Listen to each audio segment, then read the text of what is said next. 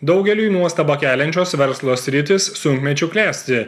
Ekologiją propaguojantis sliekininkystė randa savo nišą ir Lietuvoje.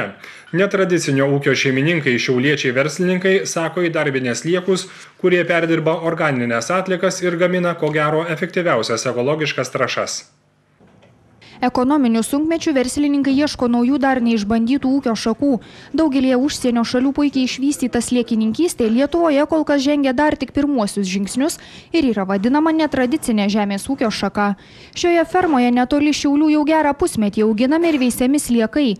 Jie perdirba organines atliekas į natūrales ekologiškas trąšas biohumusą.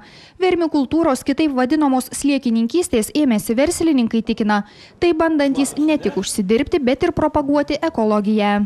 Visi verslai stoja, visur problemos ir pradėjome ieškoti kažkokių naujienų ir pasiskaičius daug literatūros, pasižiūrėjus trūkumus, išanalizavus aplinką, ekologiją, išanalizavus iš tiesų ir pasirinkom tą tokį dalyką. Netradicinio ūkio šeimininkai sako, kad šis verslas pernelyg daug pastangų nereikalauja, mat pagrindinį darbą atlieka sliekai. Ten po 3-5 cm po vakarų šerta yra ir jie pervalgo tą naują organiką.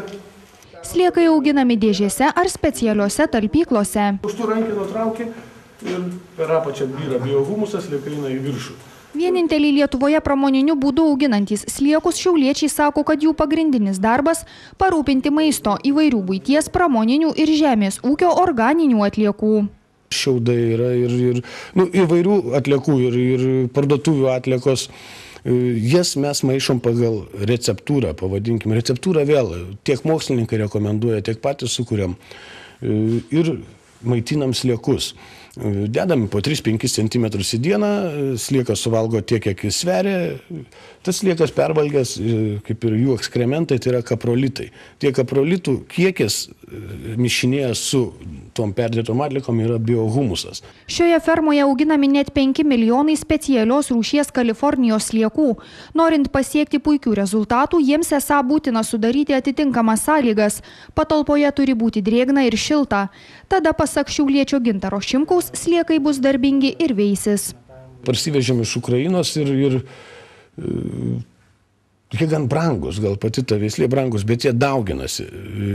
Dauginasi gan sparčiai. Va tas ir yra skirtumas. Mes galim atlikti tą patį dalyką su mūsų lietuviškais sliekais, bet mūsų lietuviškai sliekai dauginasi labai mažai. Ir paimkim tą patį rezultatą, norint pasiekti.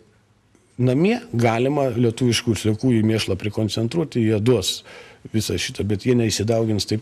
Lietuvos rinkoje biohumuso pagrindų pagamintos ekologiškos trąšos pasirodė vos prieš kelias savaitės. Įmonės vadovų teigimu šiuo metu tai efektyviausia ir kol kas mūsų šalyje tokia vienintelė organinė trąša, atgaivinanti dirvą ir gerinanti derlių. Verslininkai sako, jau sulaukia pasiūlymų jas tiekti ir užsienio rinkai. Tad planuojama net 70% visos produkcijos eksportuoti į Italiją, Šveicariją ar Prancūziją.